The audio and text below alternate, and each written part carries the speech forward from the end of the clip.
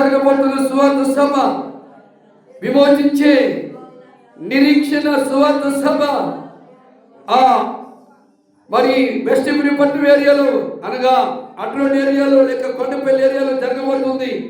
ఆ సువార్త సభకు దేవుడు ఏ ఆటంక లేకుండా ఆశ్చర్యకరమైన దేవుడు దైవజనులు ఎన్నో లక్షలు ఖర్చు పెట్టి సువార్త సభను జరిగిస్తున్నారు.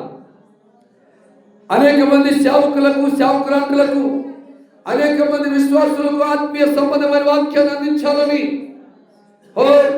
ఎంతో విశ్వాసంతో సువార్త సభ జరిగిస్తున్నారు.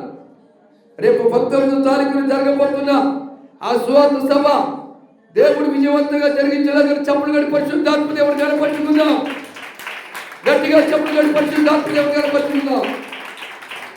గట్టిగా ఏ ఆటంకం లేకుండా ఆర్ఎస్ఎస్ బట్టి బహిరంగంగా శివసేన, శివశక్తి మరి ఎవరి బట్టి కూడా ఏ ఆటంకం లేకుండా ఆశ్చర్యకరమైన దేవుడు అద్భుతాలు జరిగించేలాగా చప్పుడు గడి పరిశుద్ధాత్మ దేవుడు కనపరుచుకుందాం. నా విజయముకై